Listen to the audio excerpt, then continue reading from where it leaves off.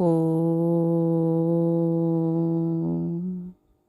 ವಚನ ಶ್ರೀ ದೇವಿ ಮಹಾತ್ಮೆ. ಕಾಳಿಕಾ ಪುರಾಣೋಕ್ತ ವಚನ ಶ್ರೀ ದೇವಿ ಮಹಾತ್ಮೆ ಪಾರಾಯಣ ಕ್ರಮ ಹಾಗೂ ಮಹಿಷಾಸುರಮರ್ಧಿನಿ ಸ್ತೋತ್ರ ಸಹಿತ. ಲೇಖಕರು ಶಾಂತಿಪ್ರಿಯ. ಪ್ರಕಾಶಕರು ಶ್ರೀ ಗಣೇಶ ಪ್ರಕಾಶನ, ಬೆಂಗಳೂರು. ಅಧ್ಯಾಯ 19. ಶಿವನ ತಪೋಭಂಗ, ಕಾಮದಹನ, ಪಾರ್ವತಿಯ ಅನುರಾಗ ಪರೀಕ್ಷೆ. ದೇವೇಂದ್ರನು ಸ್ವರ್ಗಕ್ಕೆ ಬಂದ ಬಳಿಕ ಒಂದು ದಿನ ಎಲ್ಲ ದೇವತೆಗಳು ಅವನಲ್ಲಿಗೆ ಬಂದು, ದೇವರಾಜ, ಬ್ರಹ್ಮನು ಹೇಳಿದುದನ್ನು ಮರೆತೆಯ? ಶಿವನು ತಪೋನಿರತನಾಗಿದ್ದಾನೆ. ಪಾರ್ವತಿ ಅವನ ಸೇವೆಯಲ್ಲಿ ಇದ್ದಾಳೆ. ಅವರಿಬ್ಬರೂ ಒಂದಾಗುವ ಹಾಗೆ ಯಾವುದಾದರೂ ಉಪಾಯ ಮಾಡಬೇಕಾಗಿದೆ. ಬೇಗ ಏನಾದರೂ ಯೋಚಿಸು ಎಂದು ಅಂಗಲಾಚಿದರು. ದೇವತೆಗಳು ಹೇಳಿದಂತೆ ದೇವೇಂದ್ರನು ತಾರಕಾಸುರನ ವಧೆಯಾಗಬೇಕಾಗಿರುವುದನ್ನರಿತು ಕೂಡಲೇ ರತಿಪತಿಯೂ ಹರಿಸುತನೂ ಆದ ಕಾಮನನ್ನು ನೆನೆದನು. ಇಂದ್ರನು ನೆನೆದ ಕ್ಷಣ ಮಾತ್ರದಲ್ಲೇ ಮನ್ಮಥನು ಅವನ ಮುಂದೆ ಬಂದು ನಿಂತನು. ಆಗ ಇಂದ್ರನು ಅವನನ್ನಪ್ಪಿಕೊಂಡು, ಮಿತ್ರ, ದೇವತೆಗಳಿಗಿಂದು ಅಪಾರ ಕಷ್ಟ ಒದಗಿದೆ. ದೇವತೆಗಳ ಒಡೆಯನಾದ ನಾನು ಈ ಕಷ್ಟವನ್ನು ನೀಗಿ ದೇವತೆಗಳಿಗೆ ಹಿತವನ್ನುಂಟು ಮಾಡಬೇಕಾಗಿದೆ. ಆಪತ್ಕಾಲದಲ್ಲಿ ಮಿತ್ರರನ್ನಲ್ಲದೆ ಇನ್ಯಾರನ್ನು ಆಶ್ರಯಿಸುತ್ತಾರೆ? ಹೇಳು, ನನಗೆ ಸಹಾಯ ಮಾಡುವೆಯಾ ಎಂದು ಕೇಳಿದನು. ಅದಕ್ಕೆ ಕಾಮದೇವನು, ಮಿತ್ರ ದೇವೇಂದ್ರ, ನನ್ನಿಂದೇನಾಗಬೇಕು ಹೇಳು, ಸಂಕೋಚವೇಕೆ ಎಂದನು. ಆಗ ದೇವೇಂದ್ರನು, ಅಯ್ಯ ಮನ್ಮಥ, ನಾವು ದೇವತೆಗಳು ಈಗ ತಾರಕಾಸುರನ ಉಪಟಳಕ್ಕೀಡಾಗಿ ಸಂಕಟ ಅನುಭವಿಸುತ್ತಿದ್ದೇವೆ. ಬ್ರಹ್ಮದೇವನ ಕೋರಿಕೆಯ ಮೇರೆಗೆ ತಾರಕನು ಅಮರಾವತಿಯನ್ನು ಬಿಟ್ಟು ಹೋಗಿರುವನಷ್ಟೇ. ಆದರೆ ಅವನಿಂದ ತೊಂದರೆ ತಪ್ಪಿಲ್ಲ. ಅವನನ್ನು ವಧಿಸದೆ ನಮಗೆ ನೆಮ್ಮದಿ ಇರದು ಎಂದು ಹೇಳುತ್ತಿದ್ದಂತೆ ಮನ್ಮಥನು, ಅಯ್ಯ ದೇವೇಂದ್ರ, ಇದಕ್ಕಾಗಿ ಇಷ್ಟೊಂದು ಚಿಂತಿಸುತ್ತಿರುವೆಯಾ? ಮಿತ್ರನ ಕಷ್ಟವನ್ನರಿತು ಸುಮ್ಮನೆ ಕುಳಿತಿರುವವನು ಮಿತ್ರನಾಗಲು ಯೋಗ್ಯನಲ್ಲ ತಿಳಿ. ಮೇಜ್ಯೈ ಎಂದರೆ ಸ್ನಿಹ್ಯತಿ ಇತಿ ಮಿತ್ರಂ ಎನ್ನುತ್ತಾರೆ. ಸುಖದ ಕಾಲದಲ್ಲಿಯೂ ದುಃಖದ ಕಾಲದಲ್ಲಿಯೂ ಅನುಕೂಲದ ಕಾಲದಲ್ಲಿಯೂ ಪ್ರತಿಕೂಲದ ಕಾಲದಲ್ಲಿಯೂ ಯಾವನು ಜಿಡ್ಡಿನ ಹಾಗೆ ಬಿಡದೆ ಅಂಟಿಕೊಂಡಿರುತ್ತಾನೋ ಆತನೇ ಸ್ನೇಹಿತ. ಆತನ ಗುಣ ಸ್ನೇಹ ಪರಸ್ಪರವಾಗಿ ಘರ್ಷಣೆ ಆಗದ ಹಾಗೆ ನೋಡಿಕೊಳ್ಳುವಂತಹ ಜಿಡ್ಡು ಈ ಸ್ನೇಹ. ನೀನು ಚಿಂತಿಸಬೇಡ. ನಿನ್ನ ಇಂದ್ರ ಪದವಿಯನ್ನು ಕಸಿದುಕೊಂಡಿರುವ ಆ ತಾರಕಾಸುರನನ್ನು ನಾನು ತಪಸ್ಸು ಮಾಡಿ ವರಪ್ರಸಾದಿತನಾಗಿ ನಾಶ ಮಾಡುತ್ತೇನೆ. ಆಯಿತೆ, ಹೇಳು, ನನ್ನಿಂದೇನಾಗಬೇಕು ಎಂದು ನುಡಿದನು. ದೇವೇಂದ್ರನು, ಕಾಮ, ನಿನ್ನ ಮಾತುಗಳಿಂದ ನಾನು ಅತ್ಯಂತ ಆನಂದ ಹೊಂದಿದೆ. ಸನ್ಮಿತ್ರನೆಂದರೆ ನೀನು. ನಿಜವಾದ ಸ್ನೇಹಿತನು ತನ್ನ ಸ್ನೇಹಿತನಿಗೆ ಕಷ್ಟ ಬರುವಾಗ ತಾನು ಅವನಿಗೆ ಕೈಗಳಾಗಿ, ಅವನಿಗೆ ರೆಪ್ಪೆಗಳಾಗಿ ಅವನನ್ನು ಕಾಪಾಡುತ್ತಾನೆ. ಸಂತೋಷ. ನಿನ್ನ ಮಾತಿನಿಂದ ನೀನು ನನ್ನ ಕಾರ್ಯವನ್ನು ಮಾಡಿಕೊಡುವೆಯೆಂಬುದು ಸ್ಪಷ್ಟವಾಯಿತು. ನಾನಾದರೂ ಅಂತಹ ಕಾರ್ಯವನ್ನೇ ನಿನಗೊಪ್ಪಿಸುತ್ತಿದ್ದೇನೆ. ಆದರೆ ತಾರಕಾಸುರನನ್ನು ಕೊಲ್ಲುವುದು ಅಷ್ಟು ಸುಲಭವಾದ ಕೆಲಸವಾಗಿರುವುದಿಲ್ಲ. ಏಕೆಂದರೆ ಆತನು ಬ್ರಹ್ಮನಿಂದ ವರಪ್ರಸಾದಿತನಾಗಿ ಶಂಕರನ ಪುತ್ರನಿಂದ ಸಾವು ಬರುವುದಾದರೆ ಬರಲಿ ಎಂಬ ವಿಚಿತ್ರ ವರವನ್ನು ಕೇಳಿ ಪಡೆದಿದ್ದಾನೆ ಎಂದನು. ಮನ್ಮಥನು, ಅದಕ್ಕೇನಂತೆ, ಶಿವನ ಹೆಂಡತಿ ಎನ್ನುವಲ್ಲಿ ದೇವೇಂದ್ರನು ನಡುವೆ ಪ್ರವೇಶಿಸಿ, ಕಾಮದೇವ, ತಾರಕಾಸುರನನ್ನು ಹರನಾಗಲಿ ಹರಿಯಾಗಲಿ ಕೊಲ್ಲಲಾಗುವುದಿಲ್ಲ. ಇನ್ನು ನಾನಾದರೂ ದಿವ್ಯವಾದ ಅಸ್ತ್ರಗಳನ್ನು ಪ್ರಯೋಗಿಸಿದರೂ ಅವನು ಸಾಯಲಿಲ್ಲ. ಆದುದರಿಂದ ನಾವೀಗ ಶಿವನನ್ನು ಒಲಿಸಿಕೊಳ್ಳಬೇಕಾಗಿರುತ್ತದೆ. ಶಿವನಾದರೋ ದಾಕ್ಷಾಯಿನಿಯು ದಕ್ಷನ ಯಜ್ಞಕುಂಡದಲ್ಲಿ ಬಿದ್ದು ಗತಿಸಿದಂದಿನಿಂದ ಹಿಮಾಲಯದಲ್ಲಿ ತಪೋನಿರತನಾಗಿರುತ್ತಾನೆ. ಹಿಮವಂತನ ಮಗಳಾದ ಪಾರ್ವತಿಯು ತಾಯಿ ಒದಗಿಸಿರುವ ಇಬ್ಬರು ಸಖಿಯರೊಂದಿಗೆ ಪ್ರತಿನಿತ್ಯವೂ ಶಿವಸೇವಾನಿರತಳಾಗಿದ್ದಾಳೆ. ಅವಳ ಉದ್ದೇಶವಾದರೂ ಶಿವನನ್ನು ವಿವಾಹವಾಗುವುದೇ ಆಗಿದೆ. ಆದರೆ ಶಿವನು ಒಲಿದಿಲ್ಲ. ಅವನ ತಪಸ್ಸನ್ನು ಮುರಿದು ಪಾರ್ವತಿಯನ್ನು ಮೋಹಿಸುವಂತೆ ಮಾಡುವುದೇ ನಮ್ಮ ಮುಂದೆ ಇರುವ ಕಾರ್ಯ ಎಂದು ಹೇಳಿದನು. ಆಗ ಮನ್ಮಥನು, ದೇವೇಂದ್ರ, ಅಂದರೆ ಶಿವನು ಪಾರ್ವತಿಯನ್ನು ವಿವಾಹವಾಗಿ ಪಾರ್ವತಿಯ ಉದರದಲ್ಲಿ ತಾರಕಾಸುರನನ್ನು ಕೊಲ್ಲುವ ಮಗನು ಜನಿಸಬೇಕಲ್ಲವೇ ಎಂದು ಕೇಳಿದನು. ಅದಕ್ಕೆ ಇಂದ್ರ, ಮನ್ಮಥ ಸರಿಯಾದುದನ್ನೇ ಹೇಳಿದೆ. ಈಗ ನೀನು ನಮಗೆಲ್ಲ ನೆರವಾಗಬೇಕು. ಹೇಗಾದರೂ ಮಾಡಿ ಶಿವನನ್ನು ತಪೋವಿಮುಖನನ್ನಾಗಿಸಿ ಪಾರ್ವತಿಯಲ್ಲಿ ಅನುರಕ್ತನಾಗುವಂತೆ ಅವನಲ್ಲಿ ಕಾಮವನ್ನು ಪ್ರಚೋದಿಸು ಎಂದು ಕೇಳಿಕೊಂಡನು. ಇಂದ್ರನ ಮಾತುಗಳಿಂದ ಉಲ್ಲಸಿತನಾದ ಕಾಮದೇವನು ತಾನು ಆ ಕಾರ್ಯವನ್ನು ಮಾಡಿಕೊಡುವೆನು ಎಂದು ಇಂದ್ರನಿಗೆ ಭರವಸೆ ನೀಡಿ ಅಲ್ಲಿಂದ ಹೊರಟು ತನ್ನ ನಿವಾಸಕ್ಕೆ ಬಂದು ರತಿ ಹಾಗೂ ವಸಂತರೊಡನೆ ಶಿವನ ತಪೋಭೂಮಿಗೆ ಪಯಣ ಬೆಳೆಸಿದನು. ಶಿವನು ಧ್ಯಾನಮಗ್ನನಾಗಿ ಪದ್ಮಾಸನಸ್ಥನಾಗಿ ಎರಡೂ ಕಣ್ಣುಗಳನ್ನು ಮುಚ್ಚಿ ಹಿಮವತ್ ಪರ್ವತದ ತಪ್ಪಲಿನಲ್ಲಿ ತಪೋನಿರತನಾಗಿದ್ದನು.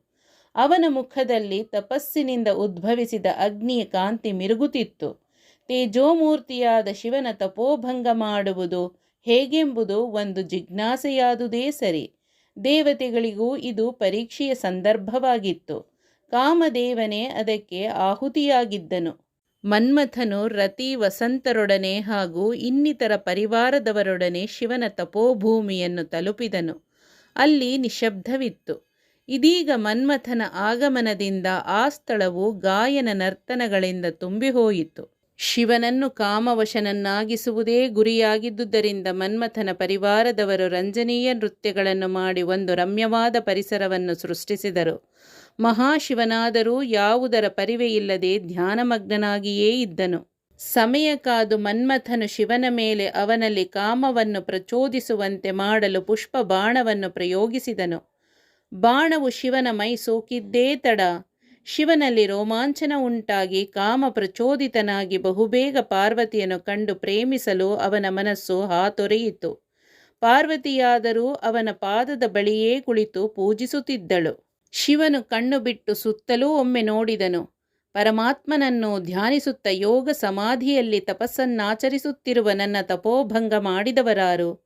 ಚಕಿತನಾದ ಶಿವನಿಗೆ ಸನಿಹದಲ್ಲೇ ಮತ್ತೊಂದು ಬಾಣವನ್ನು ಪ್ರಯೋಗಿಸಲೆಂದು ಹಿಡಿದು ನಿಂತಿದ್ದ ಕಾಮನು ಕಂಡುಬಂದನು. ಶಿವನ ರೋಷ ಉಕ್ಕಿತು. ಕಾಮ ಪುನಃ ಶಿವನ ಮೇಲೆ ಬಾಣ ಪ್ರಯೋಗ ಮಾಡಿದ. ಬಾಣವು ಶಿವನನ್ನು ಕಾಮಕ್ಕೀಡು ಮಾಡುವುದರಲ್ಲಿ ವಿಫಲವಾಗಿ ಕಾಮನೇ ಶಿವನ ಕೋಪಕ್ಕೀಡಾಗಬೇಕಾಯಿತು. ಕ್ಷಣ ಮಾತ್ರದಲ್ಲಿ ಮನ್ಮಥ ಇಂದ್ರಾದಿದೇವತೆಗಳನ್ನು ನೆನೆದು ಅವರೆಲ್ಲ ಬಂದು ಶಿವನನ್ನು ಸ್ತುತಿಸಿ ಕೋಪವನ್ನು ಶಮನ ಮಾಡುವುದರಲ್ಲಿ ತೊಡಗಿದರು. ಆದರೆ ಅಷ್ಟರಲ್ಲಿ ಶಿವನು ಹಣೆಗಣ್ಣನ್ನು ತೆರೆದ. ಆ ಕಣ್ಣಿನಿಂದ ಹೊರಟ ಅಗ್ನಿಜ್ವಾಲೆ ಕಾಮನನ್ನು ಸುಟ್ಟು ಭಸ್ಮ ಮಾಡಿಬಿಟ್ಟಿತು. ಲೋಕೋಪಕಾರಕ್ಕಾಗಿ ಮನ್ಮಥ ತನ್ನನ್ನೇ ಆಹುತಿ ಕೊಟ್ಟುಕೊಂಡನು. ದೇವತೆಗಳು ಈ ದೃಶ್ಯವನ್ನು ಕಂಡು ಅಪಾರವಾಗಿ ಶೋಕಿಸಿದರು. ಪಾರ್ವತಿಯು ಅಲ್ಲಿರಲಾರದೆ ಭಯಗೊಂಡು ಮನೆಗೆ ಹೊರಟು ಹೋದಳು. ರತಿದೇವಿ ಮೂರ್ಛೆ ಹೋದವಳು ಎಚ್ಚೆತ್ತ ಬಳಿಕ ತನ್ನ ಪ್ರಾಣಸಖ ಪತಿದೇವ ಮನ್ಮಥನು ಜೀವಸಹಿತ ಭಸ್ಮವಾದುದನ್ನು ನೆನೆದು ರತಿಯು ಮುಗಿಲು ಮುಟ್ಟುವಂತೆ ರೋಧಿಸತೊಡಗಿದಳು. ಪತಿದೇವ, ನೀನಿಲ್ಲದೆ ನಾನು ಬಾಳು ಹೇಗೆ ಸಾಗಿಸಲಿ? ನಿನ್ನಂತಹ ಪ್ರಶಾಂತ ಹೃದಯಿಗೆ ಇಂಥ ಘೋರ ಸಾವೇಕೆ ಬಂದಿತು? ನೀನು ಯಾರಿಗೆ ಏನು ಅನ್ಯಾಯ ಮಾಡಿದೆ? ಪರರಿಗೆ ಉಪಕಾರ ಮಾಡುವ ನಿನ್ನ ಸದ್ಗುಣವೇ ನಿನಗೆ ಸಾವು ತಂದಿತೆ ಎಂದೆಲ್ಲ ಗೋಳಾಡಿದಳು. ಪತಿಯ ದೇಹವನ್ನು ಕಾಣದೆ ರತಿ ಹುಚ್ಚಳಂತಾಗಿದ್ದಳು. ಅವಳ ರೋಧನ ಕೇಳಿಸಿಕೊಂಡ ಮೃಗ ಪಕ್ಷಿಗಳೂ ಅವಳಿಗಾಗಿ ತುಂಬಾ ದುಃಖಿಸಿದವು. ರತಿಯ ವಿಲಾಪವನ್ನು ಕೇಳಿ ಇಂದ್ರಾದಿ ದೇವತೆಗಳಿಗೂ ಅಪಾರ ದುಃಖವಾಗಿ ಅವಳ ಬಳಿಗೆ ಬಂದು, ರತಿದೇವಿ, ಪತಿಯು ಹೋದ ದುಃಖ ನಿನ್ನನ್ನು ಅಪಾರವಾಗಿ ಬಾಧಿಸುತ್ತಿದೆ ಎಂಬುದನ್ನು ನಾವು ಬಲ್ಲೆವು. ನಿನ್ನ ದುಃಖದಲ್ಲಿ ನಾವೂ ಸಹ ಭಾಗಿಗಳಾಗಿದ್ದೇವೆ. ಈಗ ನೀನು ರೋಧಿಸುವುದನ್ನು ಬಿಟ್ಟು ನಿನ್ನ ಪತಿರಾಯನ ಸುಟ್ಟುಳಿದ ಬೂದಿಯಲ್ಲಿ ಸ್ವಲ್ಪ ಭಾಗವನ್ನು ತೆಗೆದುಕೋ. ನಾವೆಲ್ಲ ಶಿವನ ಬಳಿ ಹೋಗಿ ಪ್ರಾರ್ಥಿಸೋಣ. ಭಕ್ತಪ್ರಿಯನೂ ದಯಾಮಯನೂ ಆದ ಶಿವನು ನಿನ್ನ ಪತಿದೇವನನ್ನು ಉಳಿಸಿಕೊಡುವನು ಎಂದು ಸಾಂತ್ವನ ನೀಡಿದರು. ದೇವತೆಗಳ ಮಾತಿಗೆ ಇಲ್ಲವೆನ್ನದೆ ರತಿಯು ಸ್ವಲ್ಪ ಬೂದಿಯನ್ನು ಹಿಡಿದುಕೊಂಡು ದೇವಾದಿ ದೇವತೆಗಳೊಡನೆ ಶಿವನ ಬಳಿಗೆ ಬಂದು ನಿಂತಳು. ಆಗ ದೇವತೆಗಳು ಶಿವನನ್ನು ಭಕ್ತಿಯಿಂದ ಸ್ತುತಿಸಿ ಬಳಿಕ, ಶಂಕರ, ಮನ್ಮಥನು ತಾನಾಗಿಯೇ ಈ ಕೆಲಸವನ್ನು ಮಾಡಿಲ್ಲ. ದೇವತೆಗಳ ಸುಖ ಸಂತೋಷಗಳಿಗಾಗಿ ಈ ಕೆಲಸ ಮಾಡಿರುತ್ತಾನೆ. ಈ ಪ್ರಯತ್ನದಲ್ಲಿ ಅವನು ತನ್ನ ಜೀವವನ್ನೇ ಕೊಟ್ಟಿದ್ದಾನೆ. ತಾರಕಾಸುರನಿಂದ ಬಹುವಾಗಿ ಕಷ್ಟಕ್ಕೊಳಗಾಗಿದ್ದ ನಾವೇ ಕಾಮನನ್ನು ನಿನ್ನಲ್ಲಿಗೆ ಕಳುಹಿಸಿಕೊಟ್ಟು ತಪ್ಪು ಅವನ ಮೇಲೆ ಹಾಕಿದೆವು. ಇದರಲ್ಲಿ ಕಾಮನದಾಗಲಿ ರತಿದೇವಿಯದಾಗಲಿ ಯಾವ ತಪ್ಪೂ ಇಲ್ಲ. ರತಿಗೆ ಪತಿ ಭಿಕ್ಷೆ ನೀಡುವಂಥವನಾಗು ಎಂದು ಪ್ರಾರ್ಥಿಸಿದರು. ಇಂದ್ರಾದಿ ದೇವತೆಗಳ ಇಂಗಿತವನ್ನರಿತು ಶಿವನು ತನ್ನ ಕೋಪವನ್ನು ಕಡಿಮೆ ಮಾಡಿಕೊಂಡು ಅವರಲ್ಲಿ ದಯೆ ತೋರಿದನು. ಬಳಿಕ ಮಾತನಾಡಿ, ದೇವತೆಗಳೇ, ನಿಮ್ಮ ಉದ್ದೇಶವು ನನಗೆ ಅರ್ಥವಾಯಿತು. ವೃಥ ನನ್ನ ಕೋಪಕ್ಕೆ ಬಲಿಯಾಗಿ ಮನ್ಮಥನು ಪ್ರಾಣ ನೀಗಬೇಕಾಯಿತು. ಆದದ್ದಾಗಿ ಹೋಯಿತು. ರತಿಯ ದುಃಖವನ್ನು ನಾನು ಅರಿತಿದ್ದೇನೆ. ಆಕೆಯ ಪತಿ ನಾಶವಾಗಿಲ್ಲ, ಅವನು ಜೀವಂತವಾಗಿರಲಿ ಎಂದು ಅನುಗ್ರಹಿಸುತ್ತೇನೆ. ಆದರೆ ಅನಂಗನಾಗಿ 3 ಲೋಕಗಳಲ್ಲಿಯೂ ತನ್ನ ಇರುವಿಕೆಯನ್ನು ಕಾಣಿಸಲಿ ಎನ್ನುತ್ತಾ ರತಿಯ ಕಡೆಗೆ ತಿರುಗಿ, ಅಮ್ಮ ರತಿದೇವಿ, ನಿನ್ನ ಪತಿ ನಿನಗೆ ಮಾತ್ರ ಗೋಚರಿಸುತ್ತಾನೆ, ನೀನು ದುಃಖಪಡಬೇಡ ಎಂದು ಹೇಳಿದನು. ಬಳಿಕ ಶಿವನು ರತಿಗೆ, ರತಿದೇವಿ, ನೀನು ಈಗ ಶಂಬರ ನಗರವೆಂಬ ಪಟ್ಟಣದಲ್ಲಿ ಇರುತ್ತಿರು. ವಿಷ್ಣುವು ಕೃಷ್ಣಾವತಾರ ಕಾಲದಲ್ಲಿ ಮನ್ಮಥನನ್ನು ಪುತ್ರನನ್ನಾಗಿ ಪಡೆದು ಅವನು ಪ್ರದ್ಯುಮ್ನನೆಂಬ ಹೆಸರಿನಿಂದ ಬೆಳಗುವನು. ಕೃಷ್ಣನ ಮಗನಾಗಿ ಪ್ರದ್ಯುಮ್ನ ಹುಟ್ಟಿದೊಡನೆ ಶಂಬರಾಸುರನೆಂಬ ರಾಕ್ಷಸ ಅವನನ್ನು ಎತ್ತಿಕೊಂಡು ಹೋಗಿ ಸಾಯಲಿ ಎಂದು ಕಡಲಿನಲ್ಲಿ ಹಾಕುತ್ತಾನೆ. ಆದರೆ ಪ್ರದ್ಯುಮ್ನ ಸಾಯುವುದಿಲ್ಲ. ನಿನ್ನ ಸಹಾಯದಿಂದ ಶಂಬರಾಸುರನನ್ನು ಕೊಂದು ಶಂಬರ ನಗರಕ್ಕೆ ರಾಜನಾಗುತ್ತಾನೆ ಎಂದು ಹೇಳಿ ಮನ್ಮಥನಿಗೆ ಜೀವದಾನ ಮಾಡಿದನು. ಅದಲ್ಲದೆ ಶಿವನ ಕರುಣೆಯಿಂದ ಕಾಮ ಶಿವಗಣ ಪದವಿಯನ್ನು ಸಂಪಾದಿಸಿದನು. ಎಲ್ಲರ ಹೃದಯಗಳಲ್ಲಿಯೂ ಎಲ್ಲ ಕಾಲಗಳಲ್ಲಿಯೂ ನೆಲೆಸಿರುವಂತೆ ಶಿವ ಮನ್ಮಥನಿಗೆ ವರವನ್ನು ಕೊಟ್ಟು ಕಾಮನು ಸದಾಕಾಲ ಸಂತೋಷವಾಗಿರುವಂತೆ ಮಾಡಿದನು. ರತಿಯು ಶಿವನ ಅಪ್ಪಣೆಯಂತೆ ಶಂಬರ ನಗರ ಕುರಿತು ಪ್ರಯಾಣ ಬೆಳೆಸಿದಳು. ದೇವತೆಗಳಿಗೆ ಶಿವನು ಕಾಮನಿಗೆ ಉಂಟು ಮಾಡಿದ ಸಂತೋಷದಿಂದ ತೃಪ್ತಿಯಾಯಿತು.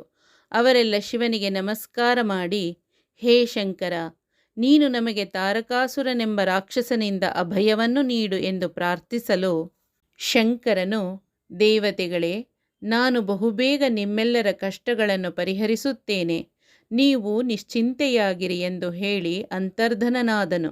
ಮನ್ಮಥನು ಸುಟ್ಟು ಭಸ್ಮವಾದ ಸಂದರ್ಭದಲ್ಲಿ ಶಂಕರನು ಕುಪಿತನಾಗಿದ್ದುದನ್ನು ಕಂಡು ಸುಕೋಮಲೆಯಾದ ಪಾರ್ವತಿಯು ನಡುಗಿ ಹೋಗಿ ಸಖಿಯರೊಡನೆ ಮನೆ ಸೇರಿದ್ದಳು. ಪಾರ್ವತಿಗೆ ಹೇಗಾದರೂ ಮಾಡಿ ಶಿವನನ್ನು ಒಲಿಸಿಕೊಂಡು ಅವನನ್ನೇ ವರಿಸುವ ಆಶಯ ಉಂಟಾಯಿತು. ನಾರದ ಮುನಿಗಳೂ ಒಮ್ಮೆ ಬಾಲೆ ಪಾರ್ವತಿ ಶಿವನನ್ನು ಕುರಿತು ಪೂಜಿಸುವಾಗ ಈ ಮಾತು ಹೇಳಿದ್ದರು. ಕೂಡಲೇ ಅವಳು ತನ್ನ ತಾಯಿ ತಂದೆಯರ ಬಳಿ ಬಂದು ತನ್ನ ಅಭಿಲಾಷೆಯನ್ನು ತಿಳಿಸಿ ಅದು ಈಡೇರಲು ತಪಸ್ಸನ್ನಾಚರಿಸುತ್ತೇನೆ ಎಂದು ಹೇಳಿದಳು. ಪಾರ್ವತಿಯು ಶಿವನನ್ನು ಕುರಿತು ತಪಸ್ಸಿಗೆ ಹೋಗುವಳೆಂದು ತಿಳಿದ ಕೂಡಲೇ ಅವಳ ತಾಯಿ, ಕೋಮಲ ಶರೀರವುಳ್ಳವಳು ಚಿಕ್ಕ ವಯಸ್ಸಿನವಳೂ ಆದ ನನ್ನ ಮಗಳು ಕಾಡಿನಲ್ಲಿ ಒಬ್ಬಳೇ ತಪಸ್ಸು ಮಾಡುವುದೇ? ಕಾಡಿನ ಮೃಗಗಳು ಹಿಂಸಿಸುವುದಲ್ಲವೇ?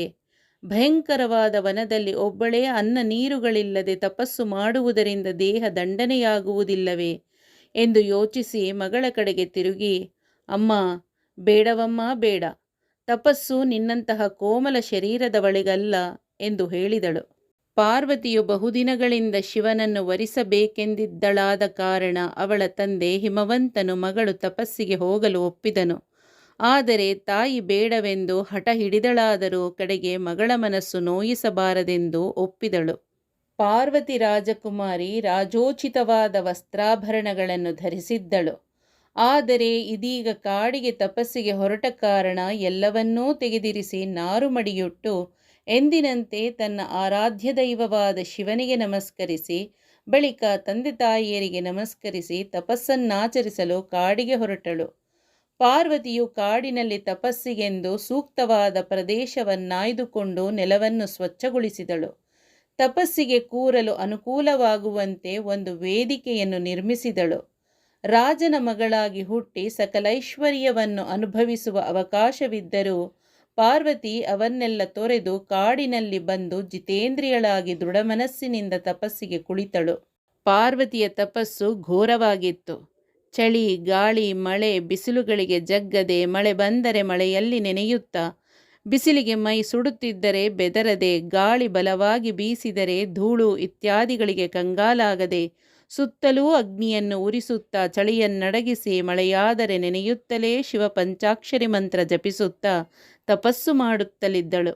ಓಂ ನಮಃ ಶಿವಾಯ ಎಂಬ ಮಂತ್ರೋಚ್ಚಾರಣೆ ಇಡೀ ಪ್ರದೇಶವನ್ನಾವರಿಸಿ ಪವಿತ್ರಗೊಳಿಸಿತು.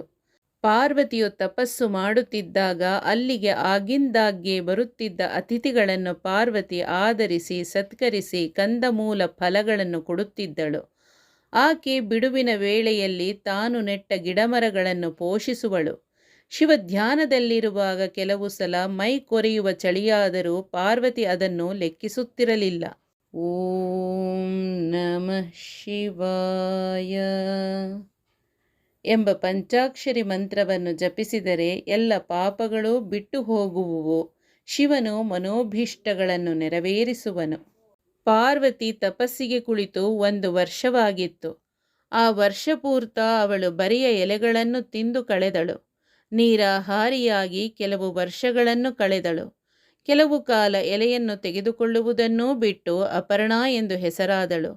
1 ಕಾಲಿನಲ್ಲಿ ನಿಂತು ಕೆಲಕಾಲ ಕಠಿಣ ತಪಸ್ಸು ಮಾಡಿದಳು. ಎಷ್ಟು ವರ್ಷಗಳು ಹೀಗೆ ಕಳೆದವೋ ಶಿವನು ಪ್ರತ್ಯಕ್ಷನಾಗಲಿಲ್ಲ. ಶಿವನು ಮನ್ಮಥನನ್ನು ಸುಟ್ಟು ಭಸ್ಮ ಮಾಡಿದ ಮೇಲೆ ಹಿಮಾಲಯದಲ್ಲಿರದೆ ಹೊರಟು ಹೋಗಿದ್ದನು. ಪಾರ್ವತಿ ತನ್ನ ಛಲವನ್ನು ಬಿಡದೆ ಶಿವ ಪಂಚಾಕ್ಷರಿ ಮಂತ್ರವನ್ನು ಜಪಿಸುತ್ತಾ 3000 ವರ್ಷಗಳನ್ನು ಕಳೆದಳು. ಘೋರ ತಪಸ್ಸನ್ನು ಬಹುಕಾಲ ಮಾಡಿದರೂ ಶಿವನೊಲಿಯಲಿಲ್ಲವೆಂದ ಮೇಲೆ ತನ್ನಲ್ಲಿ ಏನೋ ದೋಷವಿರಬೇಕು ಎಂದುಕೊಂಡ ಪಾರ್ವತಿ, ಶಂಕರ, ಸರ್ವಜ್ಞನೇ, ನನ್ನ ಮೇಲೆ ನಿನಗೆ ಪ್ರೀತಿಯಿಲ್ಲವೇ? ನನ್ನ ಪ್ರಾರ್ಥನೆ ನಿನಗೆ ಕೇಳಲಿಲ್ಲವೇ? ನಾನು ತಪಸ್ಸಿನ ಕಠಿಣ ನಿಯಮಗಳನ್ನು ಸರಿಯಾಗಿ ಪಾಲಿಸಲಿಲ್ಲವೇ? ಏಕಿಂತು ಪರೀಕ್ಷೆ ಮಾಡುತ್ತಿರುವೆ? ನಾನು ನಿನಗೆ ಬೇಡವಾದೆನೇ ಎಂದು ಕೊರಗಿದಳು.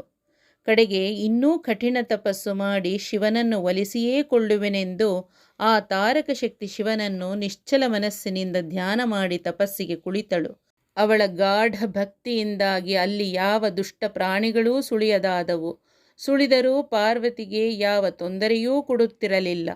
ಪಾರ್ವತಿ ಶಿವನನ್ನು ಧ್ಯಾನಿಸುತ್ತಾ ಇಹಲೋಕದ ಪರಿವೆಯನ್ನೇ ಮರೆತಳು. ಆಕೆ ತಪಸ್ಸಿಗೆ ಕುಳಿತ ಪ್ರದೇಶ ಶಿವ ಸಾನ್ನಿಧ್ಯದಷ್ಟೇ ಪವಿತ್ರ.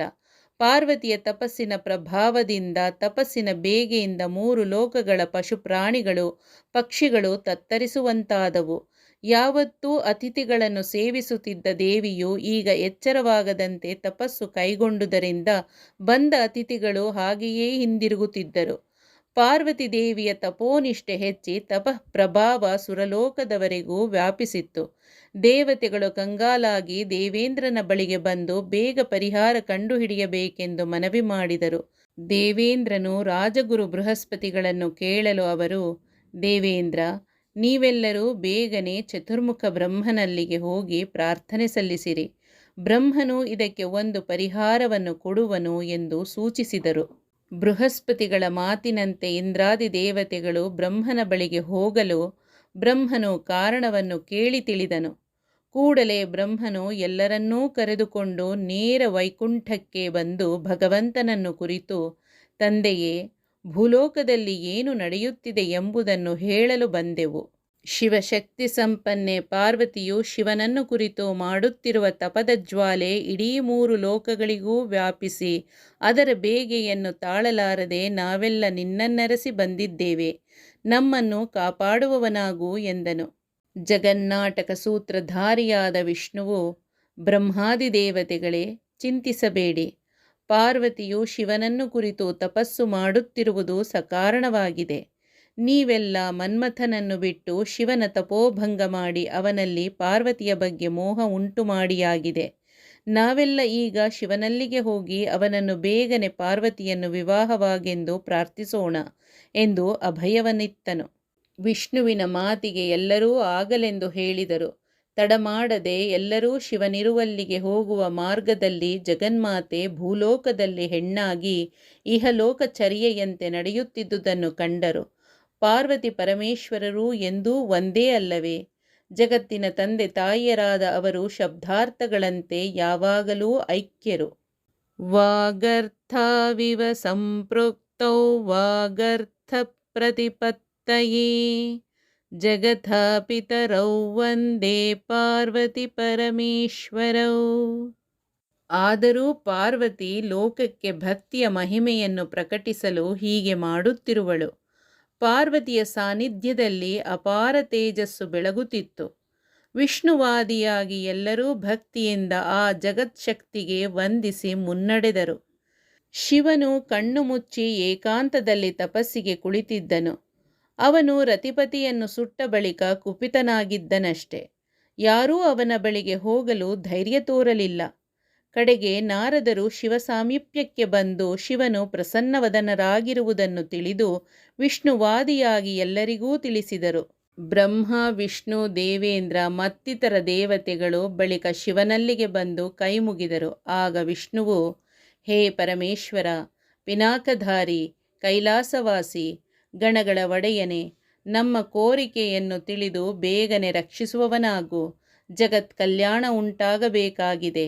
ಶೋಣಿತಪುರದ ಒಡೆಯನಾದ ತಾರಕಾಸುರನು ಮಾನವರಿಗೂ ದೇವತೆಗಳಿಗೂ ಕಂಟಕನಾಗಿದ್ದಾನೆ. ಅವನು ಈಗಾಗಲೇ ಸುರಲೋಕವನ್ನು ಆಕ್ರಮಿಸಿ ಇಂದ್ರಾದಿಗಳನ್ನಟ್ಟಿದ್ದಾನೆ. ಬ್ರಹ್ಮನ ಮಾತಿಗೆ ಬೆಲೆ ಕೊಟ್ಟು ತಾರಕನು ಭೂಲೋಕದಲ್ಲಿ ಬಂದಿರುತ್ತಾನೆ. ಆದರೂ ದೇವತೆಗಳಿಗೆ ಅವನಿಂದ ದಿನವೂ ಭಯವಿದ್ದೇ ಇದೆ. ಬೇಗನೆ ಕಣ್ತೆರೆದು ನೋಡು. ಬ್ರಹ್ಮನೆತ್ತ ವರದಿಂದ ತಾರಕಾಸುರನು ಕೊಬ್ಬಿ ಹೋಗಿದ್ದಾನೆ. ಶಿವಪುತ್ರನಿಂದಲ್ಲದೆ ಬೇರೆ ಯಾರಿಂದಲೂ ಅವನನ್ನು ಕೊಲ್ಲಲಾಗದು. ನೀನು ಬೇಗನೆ ಪಾರ್ವತಿಯನ್ನು ವರಿಸಿದೆಯಾದರೆ ಪಾರ್ವತಿಯ ಉದರದಲ್ಲಿ ಜನಿಸುವ ಮಗನಿಂದ ತಾರಕನ ವಧೆಯಾಗುವುದು. ಪಾರ್ವತಿಯು ತಪೋ ನಿರತಳಾಗಿ ಹಲವು ಸಾವಿರ ವರ್ಷಗಳಾದವು. ನೀನು ಬೇಗ ಕರುಣೆ ತೋರು ಎಂದು ಹೇಳಿದನು. ಶಿವನು ಯಾರ ಸಂಪರ್ಕವೂ ಬೇಡವೆಂದು ವಿರಕ್ತನಾಗಿದ್ದನು. ಅವನಿಗೆ ಪಾರ್ವತಿಯನ್ನು ವರಿಸುವುದು ಬೇಡವಾಯಿತು. ಲೋಕಕ್ಕೆ ಕಾಮವನ್ನು ಕುರಿತು ಪ್ರಸ್ತಾಪಿಸಲು ಶಂಕರನು ಹರಿ ಮತ್ತು ಬ್ರಹ್ಮರು ಮತ್ತು ದೇವತೆಗಳಿಗೆ, ವಿಷ್ಣುವೇ, ಬ್ರಹ್ಮನೇ, ದೇವಾದಿದೇವತೆಗಳೇ, ಯಾವ ಹೆಣ್ಣಿನ ಸಂಪರ್ಕವೂ ಬೇಡವೆಂದು ನಾನಿಲ್ಲಿಗೆ ಬಂದು ಕುಳಿತಿದ್ದೇನೆ. ನನಗೆ ವಿವಾಹವೇ ಬೇಡ. ಕಾಮವೆಂಬುದು ಎಲ್ಲ ಕಷ್ಟಗಳಿಗೂ ಮೂಲವಾಗಿದೆ. ನನಗೆ ಕಾಮದಹನದಿಂದ ಶಾಂತಿ ಸಿಕ್ಕಿದೆ.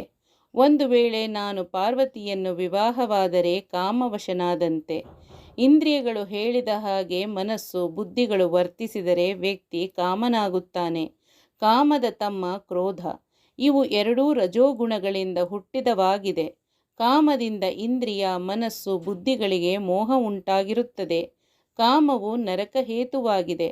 ಆದುದರಿಂದ ನನ್ನನ್ನು ನನ್ನ ಪಾಡಿಗೆ ಬಿಟ್ಟುಬಿಡಿ ಎಂದನು.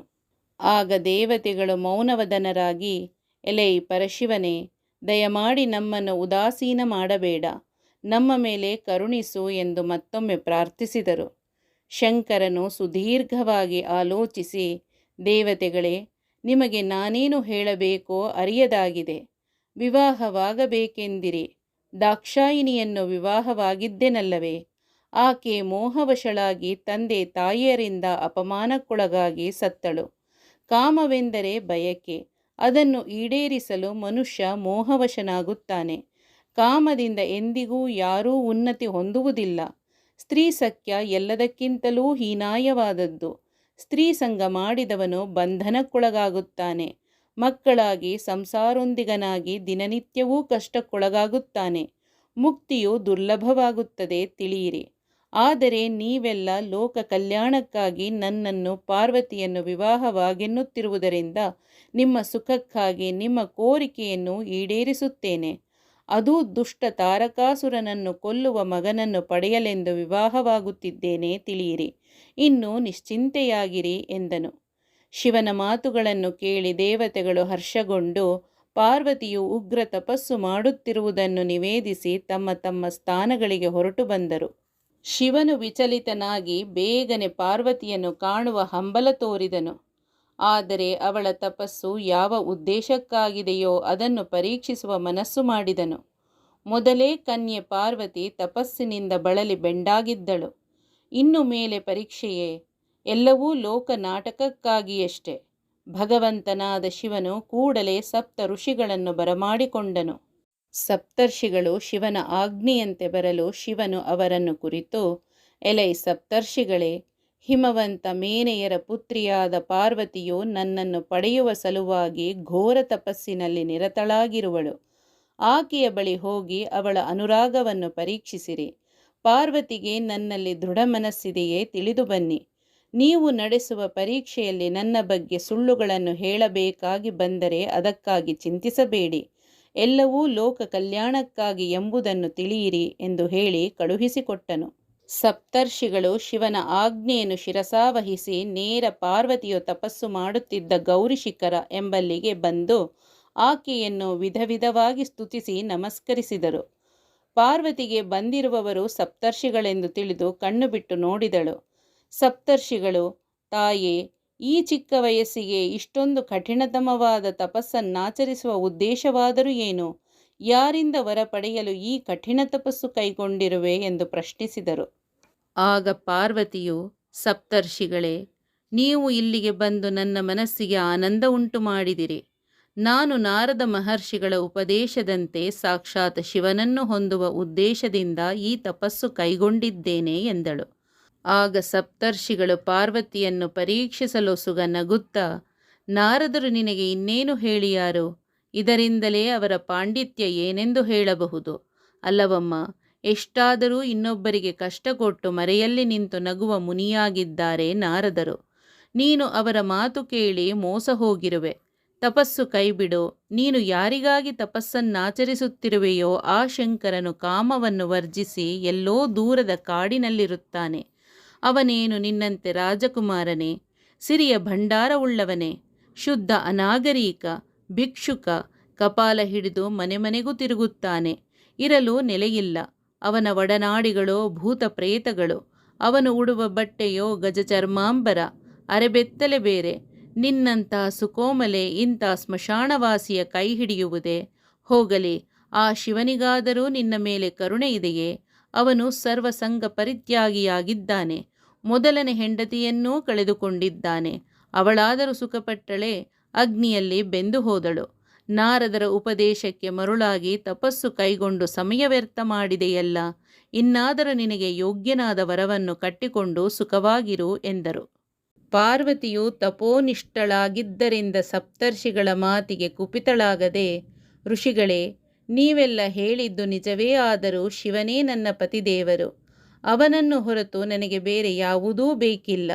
ನನ್ನ ಸ್ವಾಮಿಯಾದ ಶಿವನನ್ನು ಪಡೆಯುವವರೆಗೂ ನಾನು ದೃಢ ಮನಸ್ಸಿನಿಂದ ತಪಸ್ಸು ಮಾಡುತ್ತೇನೆ. ನೀವು ಇಲ್ಲಿಂದ ಹೋಗಿ ಬನ್ನಿ ಎಂದು ತಪಸ್ಸಿಗೆ ಕುಳಿತಳು. ಸಪ್ತರ್ಷಿಗಳಿಗೆ ಪಾರ್ವತಿಗೆ ಶಿವನಲ್ಲಿದ್ದ ಅನುರಾಗ ತಿಳಿದು ಅತ್ಯಂತ ಸಂತೋಷವಾಗಿ ಅವಳನ್ನು ಮನದಲ್ಲಿಯೇ ಆಶೀರ್ವದಿಸಿ ನೇರ ಶಿವನಲ್ಲಿಗೆ ಬಂದು ಪಾರ್ವತಿಯ ದೃಢನಿಶ್ಚಯ ತಿಳಿಸಿ ಹೊರಟರು. ಸಪ್ತರ್ಷಿಗಳ ಮಾತು ಕೇಳಿ ಶಿವನಿಗೆ ಪರಮ ಸಂತೋಷವಾಯಿತು. ಆದರೂ ತಾನೇ ಅವಳನ್ನು ಸ್ವತಃ ಪರೀಕ್ಷೆ ಮಾಡಲು ನಿಶ್ಚಯಿಸಿ ಒಬ್ಬ ವೃದ್ಧ ಬ್ರಾಹ್ಮಣನ ವೇಷ ಧರಿಸಿ ಪಾರ್ವತಿಯು ತಪಸ್ಸು ಮಾಡುತ್ತಿದ್ದ ಸ್ಥಳವನ್ನು ಕುರಿತು ಹೊರಟು ಬಂದನು. ಇವೆಲ್ಲ ಶಿವನ ಲೀಲೆಯಷ್ಟೇ. ಆತನಿಗೆ ಪಾರ್ವತಿ ಯಾರೆಂದು ತಿಳಿಯದೆ? ತನ್ನ ಅರ್ಧಾಂಗಿಯೇ ಅಲ್ಲವೇ? ಗಿರಿಜೆಯ ಅನುರಾಗ ಅವನು ಎಂದೋ ಅರಿತಿದ್ದನಾದರೂ ಲೋಕಕ್ಕೆ ಪಾರ್ವತಿಯ ಭಕ್ತಿಯು ಪ್ರಕಟವಾಗಬೇಕೆಂಬ ಆಶಯದಿಂದ ಪಾರ್ವತಿಯ ಬಳಿಗೆ ಬಂದು ಪಾರ್ವತಿಯನ್ನು ಮಾತನಾಡಿಸಿದನು. ಇಬ್ಬರ ಮಧ್ಯೆ ಮಾತುಕತೆ ಆದವು. ಪಾರ್ವತಿ ಈ ವೃದ್ಧ ಬ್ರಾಹ್ಮಣನನ್ನು ಸತ್ಕರಿಸಿದಳು. ಸ್ವಾಮಿ, ನಿಮ್ಮನ್ನು ನೋಡಿದರೆ ನನಗೆ ಅತ್ಯಂತ ಆನಂದವಾಗುತ್ತಿದೆ. ತಾವು ತಪೋಮಹಿಮರಿರಬೇಕು. ನಿಮ್ಮ ಮುಖದಲ್ಲಿ ದಿವ್ಯವಾದ ತೇಜಸ್ಸಿದೆ. ತಾವು ಯಾರು? ಇಲ್ಲಿಗೆ ಬಂದ ಕಾರಣವೇನು? ಎಲ್ಲಿಗೆ ಹೊರಟಿರುವಿರಿ? ಅಮ್ಮ, ನಾನೊಬ್ಬ ಮುದುಕ. ನಾನು ಈ ಘೋರವಾದ ಕಾಡಿನಲ್ಲಿ ಒಂಟಿಯಾಗಿ ಹೋದಾಗ ನಿನ್ನನ್ನು ಕಂಡೆ. ನೀನು ಕನ್ಯೆ, ಕೋಮಲ ಶರೀರವುಳ್ಳವಳು. ಅಂಥವಳು ಈ ವನ್ಯ ಮೃಗಗಳು ತುಂಬಿದ ಅರಣ್ಯದಲ್ಲಿ ಒಬ್ಬಳೇ ಘೋರ ತಪಸ್ಸನ್ನಾಚರಿಸುವ ಕಾರಣವಾದರೂ ಏನು? ಯಾವ ವರಪ್ರಾಪ್ತಿಗಾಗಿ ಈ ತಪಸ್ಸು? ಬ್ರಾಹ್ಮಣೋತ್ತಮರೇ, ನಿಮ್ಮ ಪ್ರಶ್ನೆಯನ್ನು ಕೇಳಿ ನಾನು ಹರ್ಷಿತಳಾಗಿದ್ದೇನೆ. ನಾನು ಹಿಮವಂತ ಮೇನಾದೇವಿಯರ ಮಗಳು ಪಾರ್ವತಿ. ನಾನು ಪರಮೇಶ್ವರನನ್ನೇ ಪತಿಯಾಗಿ ಪಡೆಯಬೇಕೆಂಬ ಉದ್ದೇಶದಿಂದ ತಪಸ್ಸು ಕೈಗೊಂಡಿರುತ್ತೇನೆ. ಏಕೋ ನನ್ನ ಪರಮಾತ್ಮನಿಗೆ ನನ್ನ ಮೇಲೆ ಕರುಣೆ ಇನ್ನೂ ಬಂದಿಲ್ಲ. ಆತನಿಲ್ಲದೆ ನಾನು ಬದುಕಿ ಉಳಿಯಲಾರೆ. ಇನ್ನು ಕೆಲವೇ ದಿನಗಳಲ್ಲಿ ಅಗ್ನಿಗೆ ಆಹುತಿಯಾಗುವ ನಿರ್ಧಾರ ಮಾಡಿದ್ದೇನೆ. ಅಮ್ಮ ಪಾರ್ವತಿ, ನಿನಗೆ ಈ ಚಿಕ್ಕ ವಯಸ್ಸಿಗೆ ಇಷ್ಟು ಕಷ್ಟ ಬರಬಾರದಿತ್ತು. ಇಷ್ಟು ದಿನ ತಪಸ್ಸು ಮಾಡಿದರೂ ಶಿವನು ಪ್ರತ್ಯಕ್ಷನಾಗಿಲ್ಲವಲ್ಲ. ಇನ್ನೂ ಅವನ ಮೇಲೆ ನಿನಗೆ ಅನುರಾಗವೇ? ಬಿಡು ಬಿಡು. ಹೋಗಿ ಹೋಗಿ ಆ ನಿರ್ದಯಿಯು ಪ್ರೇಮವೆಂದರೆ ಏನೆಂದು ತಿಳಿಯದವನು, ಕಾಮನನ್ನೇ ಸುಟ್ಟು ಕಾಮವರ್ಜಿತನಾದವನು, ವಿರಾಗಿಯೂ ಆದ ಬೈರಾಗಿಯನ್ನು ವಿವಾಹವಾದರೆ ನಿನಗೆ ಸುಖ ಸಿಗುವುದೇ? ನೀನೋ ರಾಜಕುಮಾರಿ, ಪನ್ನೀರಿನಲ್ಲಿ ಕೈ ತೊಳೆಯುವವಳು, ಮೈಗೆ ಸುಗಂಧ ಲೇಪಿಸಿಕೊಳ್ಳುವವಳು. ಅವನು ಮೈಗೆ ಬೂದಿ ಬಳಿದುಕೊಳ್ಳುತ್ತಾನೆ. ಭೂತ ಗಣಗಳೊಂದಿಗೆ ಓಡಾಡಿಕೊಂಡಿರುವ ಅವನು ನಿನಗೆ ತಕ್ಕವನೇ? ನಾನೆಲ್ಲೋ ಬೇರೆ ಯೋಚನೆ ಮಾಡಿದ್ದೆ. ಇನ್ನಾದರೂ ನಿನ್ನ ಪ್ರಯತ್ನ ಕೈಬಿಟ್ಟು ಊರಿಗೆ ಹೋಗು. ಬೇರೆ ಯಾರನ್ನಾದರೂ ವಿವಾಹವಾಗಿ ಸುಖವಾಗಿರು. ಅಯ್ಯ ದ್ವಿಜೋತ್ತಮರೇ, ನಿಮ್ಮ ಮಾತುಗಳಿಂದ ನನಗೆ ದುಃಖವೂ ಕೋಪವೂ ಉಂಟಾಗಿದೆ. ತಪೋನಿರತಳಾಗಿರುವುದರಿಂದ ಕೋಪಕ್ಕೆ ವಶಳಾಗೆನು. ನೀವು ತೇಜೋವಂತರೆಂದು ಜ್ಞಾನಿಗಳೆಂದು ನನಗೆ ಮಾರ್ಗದರ್ಶನ ಮಾಡುವಿರೆಂದು ಭಾವಿಸಿ ಮಾತನಾಡಿಸಿದೆ. ನೀವು ಶಿವನನ್ನೇನು ಬಲ್ಲಿರಿ? ಶಿವನು ಲೋಕಲೀಲೆಗಳಲ್ಲಿರುವ ಮಹಾತ್ಮ. ಎಲ್ಲವೂ ಶಿವಲೀಲೆ ತಿಳಿಯಿರಿ. ಶಿವನು ಸರ್ವವ್ಯಾಪಿ. ಶಿವನನ್ನು ನಿಂದಿಸಿ ಪಾಪಕ್ಕೆ ಗುರಿಯಾಗಬೇಡಿರಿ. ಶಿವನಿಂದೆ ಮಾಡಿದ ನೀವು ವಧೆಗೆ ಅರ್ಹರು. ಆದರೆ ಬ್ರಾಹ್ಮಣರೆಂದು ಸುಮ್ಮನಿರುವೆ. ಇನ್ನು ಇಲ್ಲಿಂದ ಹೊರಡಿರಿ. ನನ್ನ ಮನಸ್ಸು ಕೆಡಿಸಿ ಶಿವನಲ್ಲಿಟ್ಟಿರುವ ಭಕ್ತಿಗೆ ಅಡ್ಡ ಬರಬೇಡಿರಿ. ಹೀಗೆ ಹೇಳಿದ ಪಾರ್ವತಿ ಅಲ್ಲಿರಲಾಗದೆ ಹೊರಡಲು ಸಿದ್ಧಳಾದಳು. ಸಾವಿರಾರು ವರ್ಷಗಳ ಕಾಲ ತಪಸ್ಸು ಮಾಡಿದ್ದರೂ ಪಾರ್ವತಿಯ ತೇಜಸ್ಸು ಸ್ವಲ್ಪವೂ ಕುಂದಿರಲಿಲ್ಲ. ಶಿವನು ವೃದ್ಧ ಬ್ರಾಹ್ಮಣ ವೇಷವನ್ನು ತೊರೆದು ದಯಾಮಯಿಯಾಗಿ ಪಾರ್ವತಿಯ ಎದುರು ತನ್ನ ನಿಜರೂಪವನ್ನು ಪ್ರಕಟಿಸಿದನು. ಇದ್ದಕ್ಕಿದ್ದಂತೆ ಅಲ್ಲಿ ಉಂಟಾದ ದಿವ್ಯವಾದ ಬೆಳಕನ್ನು ಕಂಡು ದಿಗ್ಭ್ರಾಂತಳಾದ ಪಾರ್ವತಿ ಶಿವನನ್ನು ಕಂಡು ಬೆರಗಾಗಿ ಹೋದಳು. ಯಾರನ್ನು ಕುರಿತು ಇಷ್ಟು ವರ್ಷಗಳ ಕಾಲ ಅನ್ನ ನೀರು ಮೊದಲಾದವನ್ನು ಬಿಟ್ಟು ತಪಸ್ಸು ಮಾಡಿದ್ದಳೋ ಅವನೇ ಮುಂದೆ ಬಂದು ನಿಂತಾಗ ಆಕೆಗಾದ ಆನಂದ ಅಷ್ಟಿಷ್ಟಲ್ಲ. ಪಾರ್ವತಿ ಹರ್ಷದಿಂದ ಕುಣಿದಾಡಲು ಶಿವನು, ಪಾರ್ವತಿ, ನಿನ್ನ ತಪಸ್ಸಿಗೆ ನಾನು ಮೆಚ್ಚಿ ಇಗೋ ನಿನ್ನ ದಾಸನಾಗಿದ್ದೇನೆ. ಇದುವರೆಗೂ ನಿನ್ನ ಪ್ರೀತಿಯ ಆಳವನ್ನು ತಿಳಿಯಲು ನಾನು ಕಠಿಣ ಪರೀಕ್ಷೆಗೆ ನಿನ್ನನ್ನು ಗುರಿ ಮಾಡಿದುದಕ್ಕಾಗಿ ನನ್ನನ್ನು ಕ್ಷಮಿಸು. ಇನ್ನು ನೀನು ಒಬ್ಬಂಟಿಗಳಲ್ಲ. ನಾನು ನಿನ್ನ ಕೈ ಹಿಡಿಯುತ್ತೇನೆ, ನಿನ್ನನ್ನು ಪತ್ನಿಯಾಗಿ ಪಡೆಯುತ್ತೇನೆ ಎಂದು ಹೇಳಿದನು. ಪಾರ್ವತಿಯು ಶಿವನನ್ನು ಭಕ್ತಿಯಿಂದ ವಂದಿಸಿದಳು. ಪರಮಾನಂದವನ್ನು ಹೊಂದಿದ ಸರ್ವಮಂಗಳೆಯಾದ ಪಾರ್ವತಿಗೆ ಶಂಕರನು, ಲೋಕದ ಜನರನ್ನು ಸಂತೋಷಪಡಿಸಲು ನಾನು ನಿನ್ನನ್ನು ವಿವಾಹವಾಗುತ್ತೇನೆ ಎಂದು ಹೇಳಿದನೆಂಬಲ್ಲಿಗೆ ಶ್ರೀದೇವಿ ಮಹಾತ್ಮೆಯ 19ನೇ ಅಧ್ಯಾಯವು ಮುಗಿಯಿತು. ಯಾ ದೇವಿ ಸರ್ವಭೂತೇಷು ಮಾತೃರೂಪೇಣ ಸಂಸ್ಥಿತಾ ನಮಸ್ತಸ್ತೈ ನಮಸ್ತಸ್ತೈ ನಮಸ್ತಸ್ತೈ ನಮೋ ನಮಃ.